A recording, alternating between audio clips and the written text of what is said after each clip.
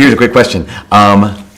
What do the following movies have in common? The first, okay, here they are. Here's a little list. The Sound of Music, Braveheart, the 300, The Revenant, The Amityville Horror, The Exorcist, The Pursuit of Happiness, and Fargo. Clock is going. Just so I asked this question of Jack and Anna before Mass started, and they're like, I don't know. These are all movies with people, movies with actors in them. Yes, they are. They're movies with people, actors. They're all movies that made it to the big screen. The answer is they are all movies based on a true story. Like every one of these movies. The Sound of Music, we know the story of the postulant Maria, who went to work for the Mr. Von Trapp or whatever, and she ended up marrying him. They had a whole singing thing. We know that. The 300, yep, there's this band of 300 Spartans who fought at the gates of Thermopylae against King Xerxes. Yeah, we know that. We know Braveheart. Yes, there's a guy named William Wallace and a guy named Robert the Bruce, and this battle between Scotland and England. All these things. Pursuit of Happiness. Will Smith.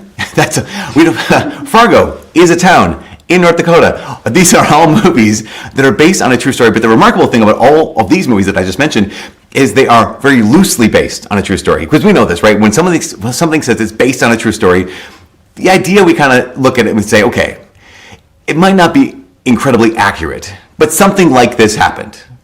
For example, Braveheart. Yeah, it might not be entirely accurate that William Wallace led this group of Scottish people, freedom fighters, against England. But something like that happened. Or the same thing with the Battle of, at Thermopylae, at the gates of Thermopylae with 300 Spartans. Yes, that's the story, that's the legend. Something like the movie happened. The crazy thing is, there's a lot in the movies that didn't happen at all. It's only based on a true story. In fact, the worst example is the movie Fargo, where it says at the very beginning of the movie, it says something along the lines of, these events happened in 1987 in Minnesota, and that's completely made up, just completely false. It's not based on a true story. It's based on a false story, and yet it's compelling because we think like, okay, if this is based on a true story, even if it's not actually true, it's based on a false story. Tell me a story, because we all want. I think a lot of us, we want the story to be true. When it's not, like when it's based off a false story, there's something disappointing. And the reality, of course, is there's nothing like a true story. But every one of us, I'll say this, to make this next step, every one of us are basing our lives off of some kind of a story. And we might be basing our lives off of a true story. We also might be basing our lives off of a story that's not true, a story that's false. We might actually be basing how we interact with each other, how we look at God, how we look at this world. We might be basing that off of a false story. What we're going to do for the next 4 weeks leading up to Advent is we're going to start this new series. The series is called Based on a True Story. And what we're going to look at, okay, what is the story that as Christians we are living by? What's the story? What's the lens? Another way to say it is, what is the lens? What's the worldview that Christians are saying, okay, when it comes to looking how I look at God, how I look at life, how I look at accidents, how I look at miracles, how I look at myself, how I look at other people, how I look at suffering, how I look at joy. The question is how I look, is that based on a true story or is that based on a false story? Because every one of us, we're living in such a way that we're basing our lives on some kind of a story. That story back in the ancient world in Rome, there was a story, and the story was that here was the Caesar. And Caesar, what he established is he conquered the known world, and he established peace. He actually established a thing called the Pax Romana. And that was the story that was declared from Caesar to the rest of the Roman Empire. The Pax Romana, like the peace of Rome would reign. And that Caesar, he called that the Evangelion. He called it the good news. That was the good news of Rome. The good news of Rome, the good news of Caesar was that, hey, listen, you're at peace. The world's at peace, which might be true if you were wealthy. It might be true if you were Caesar. It might be true if you were a man. But you couldn't base your life off of that story because it wasn't completely true. That word evangelion, right, again, means good news. What we refer to, we would say that word in English, we would say gospel. It was the gospel of Caesar. The gospel of Caesar was, there's the Pax Romana. You can base your life off this story, but you actually couldn't, because if you tried to live that way, as if they had this peace of Rome, the Pax Romana, there's a lot of things, there's a lot of holes in it. A lot of places where there'd be brokenness that couldn't be healed. A lot of places where there would be incredible sorrow that couldn't be soothed, a lot of trouble that wouldn't be dealt with. And in the middle of that evangelion, the Pax Romana, the good news according to Caesar, along come Christians. In particular here, Paul in the second reading today. And he says, what does he say in the second reading? His letter to the Thessalonians. He said, we came to you proclaiming the gospel, not of Caesar. He said, we came to you proclaiming the gospel of God. Remember, that word gospel means evangelion, the good news of God. He said, and I love this because he describes it. He doesn't actually describe it. He just says, remember, when we showed up, we proclaimed the good news of God. So what's the good news of God? In fact, I think it's really fascinating because when you read this letter of St. Paul to the Thessalonians, you can go back to the Acts of the Apostles and you can read in Acts chapter 17 where it was that St. Paul went to Thessalonica. Like, how is it described in the Acts of the Apostles? He says this. It says, basically, Paul went to Thessalonica where there was a synagogue of the Jews. And what he did was he followed his usual custom and he joined them. And for 3 Sabbaths, he entered into discussion with them from the scriptures, expounding and demonstrating that the Messiah had to suffer and rise from the dead, and that this is the Messiah, Jesus. Jesus is the Messiah whom I proclaim to you.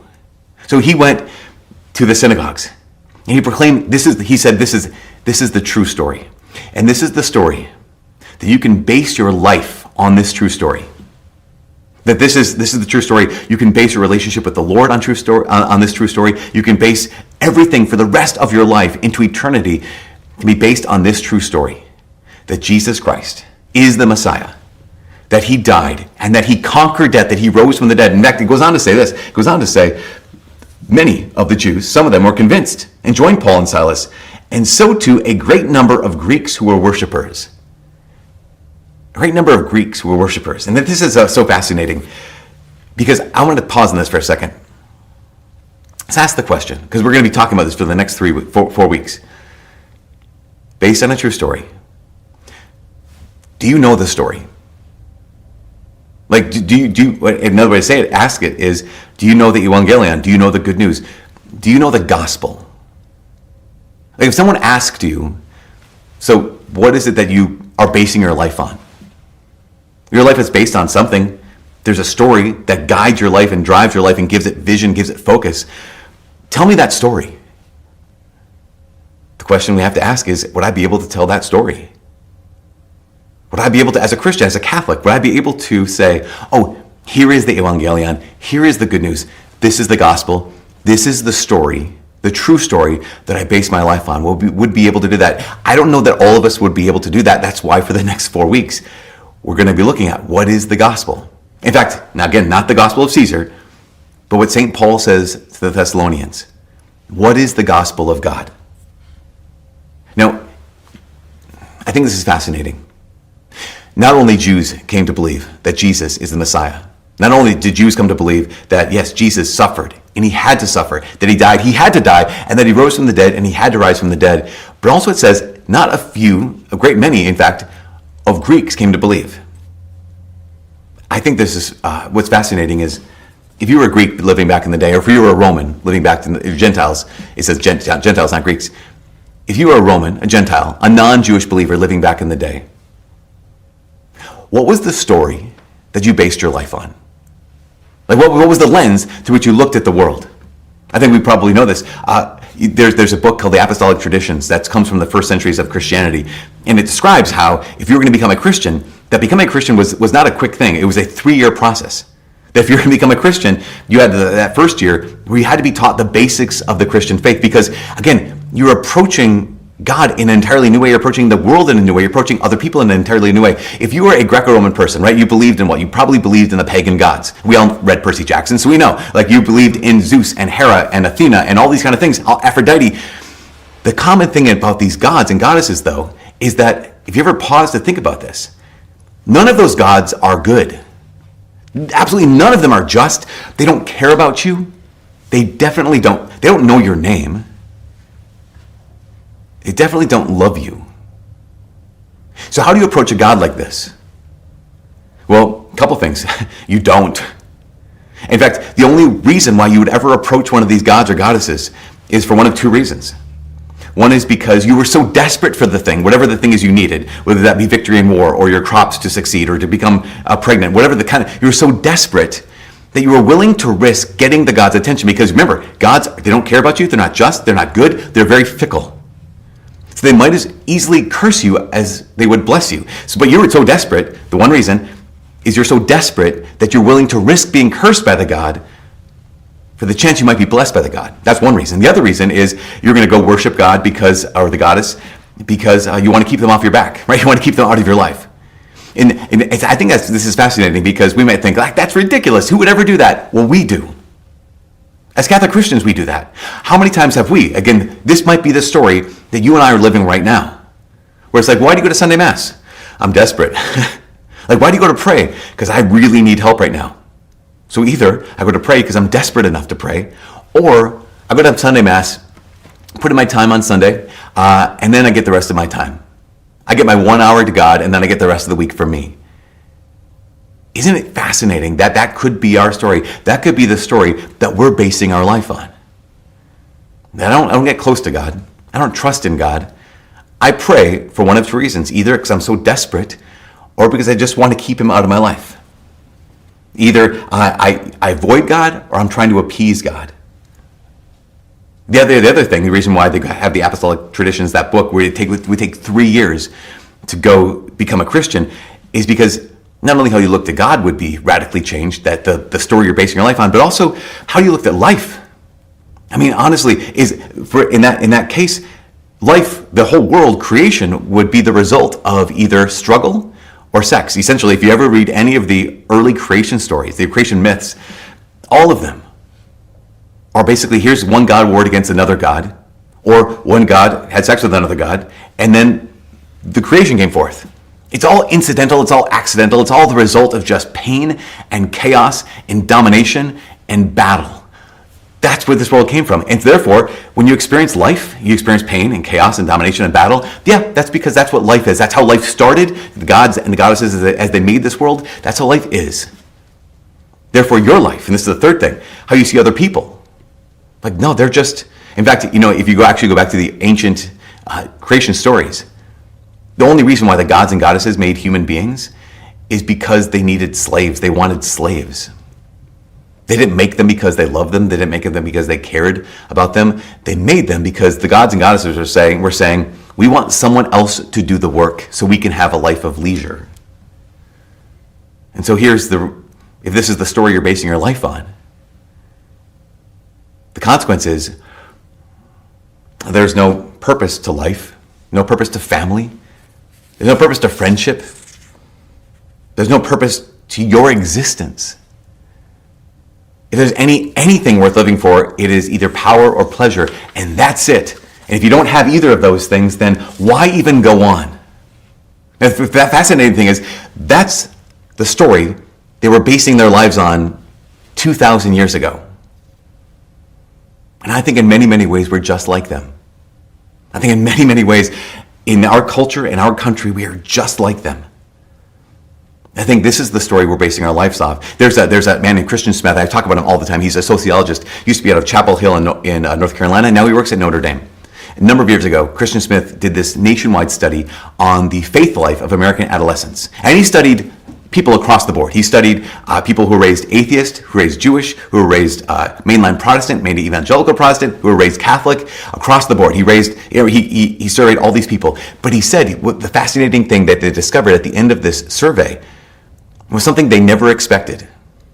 He said that all of these American adolescents, regardless of how they were raised, they all believed in the same one religion that he termed moralistic therapeutic deism. That he said, yeah, even if they were atheist, they were more agnostic along these lines, or if they were Catholic, or if they were Protestant, or if they were Jewish, they all kind of believed more or less sort of the same things. And some of those tenets were basically that God is there, but he's kind of uninterested. He's kind of uninvolved, and he's completely irrelevant, unless you have some kind of crisis. But think about this. This is the story that in our modern world, so many young people and so many old people are basing their lives on. They're basing their lives off a false story that God is uninvolved, he is uninterested, and that he is completely irrelevant unless you need him to solve some kind of a problem. And so it goes on to say that they believe that life is some kind of cosmic accident. I mean, think about this. This is the story that many of us are basing our lives on here in 2023. That there's no purpose. Life just kind of happened. It is the result of random chance. And so are you. You're the result of random chance. And because of that, your life is relatively disposable. You are disposable.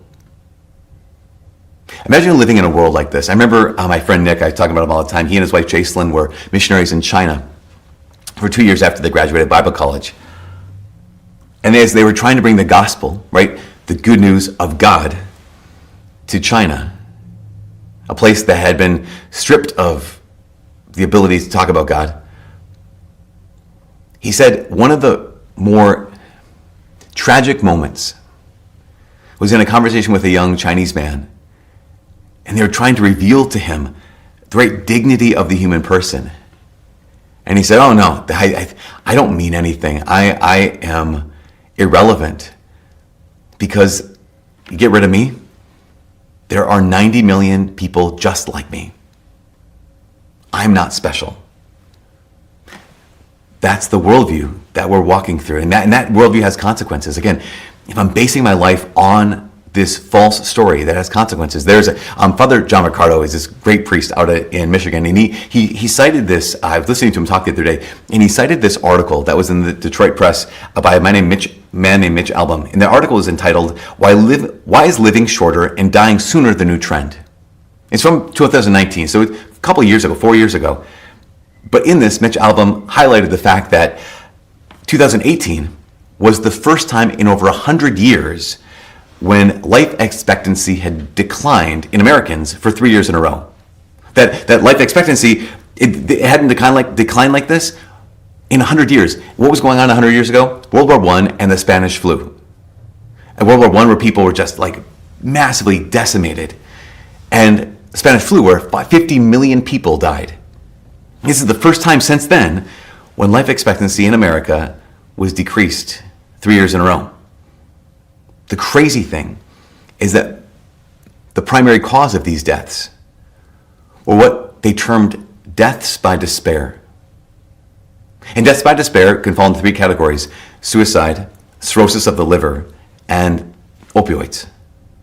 When it comes to suicide, I just think this is remarkable. The CDC just did a recent study where they discovered that 25% of 18 to 24-year-olds reported that they had seriously considered taking their own life in the past month. 25% of 18 to 24-year-olds. So they seriously considered taking their own life in the last month. That suicide in our country has increased every year for the past 13 years. That there's a 30% increase in suicide, a 40% increase in suicide in rural America. I don't know if you know this, but children ages 10 to 14 years old, suicide is the second leading cause of death for kids in our country between 10 years old and 14 years old. And that has tripled over the last 15 years. In a country where things are getting better and better, we have more and more stuff. More and more people are taking their own lives. So suicide, cirrhosis of the liver is another one. And this especially is growing amongst young adults ages 25 to 34 years old. That actually, the number of those in that age range, from 25 to 34 years old, who die annually has tripled over the last 20 years. And that with the average annual increase of 10%. And even over COVID, that has increased even more significantly. This is from 2019. Over COVID, it increased even more significantly, particularly among young women. And of course, lastly is the opioid addiction. In the United States, we're 5% of the world's population, but we consume 80% of the world's opioids. Why? I believe that it has something to do with the reality that we are basing our lives off of a false story, off of a story that is not true. off of a false gospel, a gospel that says that God is distant, he's irrelevant, he is indifferent to you, a gospel that says that life is an accident, a gospel that says that you don't ultimately matter. All that matters is pleasure and power. If you don't have either, you might as well give up. But what does St. Paul say? St. Paul says to the Thessalonians, we came to you proclaiming the gospel of God, an entirely new good news, entirely new story, a true story that you can base your life on. And one of the true pieces of this true story is, you heard that there were a bunch of gods and that they were fickle and that they were unjust and that they weren't good. Here's what I need you to know. God is one. Here's what you need to know. God is not just one, he's good. That God is just. Not only is God just and he's good, but he knows your name. In fact, what Jesus had said is that he doesn't just know your name, he's counted every single hair on your head. He knows everything about you, and he actually cares. He cares so much that he actually loves you. And not only that, but here's the story of creation. It's not a story of struggle or sex that created this chaotic world. It's a story. If you go back to Genesis 1 and Genesis chapter 2, what you see is a story of, here's this one God who is a good God, who's all powerful, and he just simply says, let there be light. And let there be stars in the sky and a moon. Let there be planet. Let there be water and land. Let there be animals and birds of the air and creatures that crawl on the ground. And then here's what God, he created this world, and he kept saying every time he created something, you know this part of the story. This is part of the gospel. This is part of the story you can base your life on. Every time he created something, he said, this is good. So not only is God good, he made a world that is good. And at the peak of his creating, what does he do? He says, let us make man in our own image and likeness. And so he made man in his image and likeness. Male and female, he created them. So not only is God good, not only is this world good, but here you are. Here every person on this planet is made good. Not just made good, not disposable, not irrelevant, but made in God's very image and likeness. This is what St. Paul, when he went to Thessalonica and he preached the gospel of God, this is what he had to start out with. And this is just the first page. This is simply the first page of the gospel. But here's the thing about the gospel. St. Paul wrote this in his letter to the Romans. He said, the gospel is the power of God. And there's more to the gospel. We're going to talk about that for the next 3 weeks. But think about this. Think about the power of just this first part of the story. That if you were living your life based on a false story, and all of a sudden you heard even just a taste, you could actually live your life based on a true story, that would have power. The gospel is the power of God. It has the power not only to change our hearts, not only had the power to change those people in Thessalonica so that they could leave a life of despair and start beginning to live a life of hope, but this gospel is so powerful that it has changed the world. In the early, 19th century, there's a man named William Wilberforce in England. And William Wilberforce, he was baptized Methodist, but then he quickly became atheist. But I think by the age of 12, he became atheist.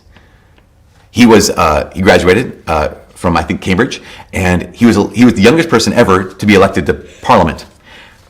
And he started working in Parliament. At one point, he took a little vacation. And the vacation, he took a pilgrimage down, to Rome. And on the pilgrimage, the little vacation, he went with a man named Isaac Milner. And Isaac Milner was incredible scientific mind. He was, in fact, the Malcasian chair at Oxford. On the trip, William Wilberforce soon learned that Isaac Milner was a Christian, like a Christian who actually believed this truth. He believed that the story was true. And he actually lived like the story was true. And so they had this, in their whole travels, like hours and hours, hundreds of hours from England down to Italy and back to England. In their debates and their arguments, in the presentation of the gospel, William Wilberforce's mind and heart was transformed, and he began to base his life on this true story. He got back to England, and he said to go back to Parliament, and he said, I don't know what to do with this. Now that I have this newfound faith, now I actually going to base my life on this true story. Do I leave Parliament because it's a mess of a place? Do I stay there? If I stay, what do I do? And he went into deep prayer. And at one point, after praying for a long time, he came to the conclusion he would stay in Parliament, but he would devote his life to 2 causes. One was the abolition of the slave trade in Europe, and the other was the reform of manners in England. Why? Because here is if he's going to base his life on the true story. The true story is God is good. The true story is that this world is good. The true story is that people are made in God's image and likeness, and therefore slavery has no place in this world at all. But again, he said not only the abolition of the slave trade, but the reform of manners. And you think, like, what is the reform of manners? The reform of manners doesn't mean that he's like, people are not drinking with their pinky out. Like, no, reform of manners was the fact that England had based their life, they had based their culture on a false story. They had forgotten the gospel of God. Because of that, child labor was everywhere, with kids as young as 4 years old working in factories. Alcoholism was rampant. In fact, there are stories of entire sessions of parliament where everyone in parliament is just completely obliterated, drunk. They had based their lives off a false story that life doesn't mean anything, just pursuit of pleasure and power. So they resorted to their entertainment was with a thing called bear baiting or bull baiting, where basically you have a bear in the city center or a bull in the city center, and you just slowly torture that bear, slowly torture that bull to death. And if that became kind of too tame, they had public executions. That was just another source of entertainment for the people. And if that became too tame, then they actually had public dissections or public autopsies, essentially. Because again, what is human life? At the time William Wilberforce was in Parliament, it's estimated that 25% of all single women in London were prostitutes, with the average age being 16 years old. They had based their culture on a false story. But William Wilberforce had hope that they could turn around, they could base their culture on a true story, that he could base his life on a true story. The true story that God is good, that he made this world good, that people are worth more than they can imagine, that they're made for relationship. 2 weeks before William Wilberforce died, slavery was abolished in Europe. After William Wilberforce left his legacy, more and more people followed his example, and more people based their life on this true story, that God is good. He made this world good, and he made you and I for relationship with him. This is the last thing. You and I have been made for relationship with God, and we've been made for relationship with each other. Remember how when Paul went to Thessalonica and he talked to some of those Gentiles, their image of God would be this. Their image of God would be, you have to fight for God's attention. Remember, if you're desperate enough or you want to keep him off your back, you have to fight for God's attention. In fact, there's stories. Not only people offering sacrifices to try to get God's favor, not only people offering sacrifices to try to get God's attention, but people even who were going off to war, who were so desperate for victory in war that they would not only offer a sacrifice, they would offer themselves. They would slash themselves with swords, with spears. They'd make themselves bleed in order to get this God of war's attention, to get this God of war's favor. That's the story they'd based their life on. And then comes Paul. And what did he declare to them? He said, I came among you, and I showed you how necessary it was for the Christ, Jesus himself, God himself, to suffer and to die. Imagine having based your life on this false story, that in order to get the God's attention, you would have to suffer, you would have to bleed. And then realizing the true story is that God so desires your attention, that God so desires to fight for your heart, that he's the one who's willing to suffer, that he's the one who's willing to bleed for you. This is the Evangelion. This is the good news. This is the gospel of God. And this is the gospel. This is the story that has changed the world. And it's the story that we're going to talk about for the next 4 weeks, because this is the story that has the potential, that has the power to change your life.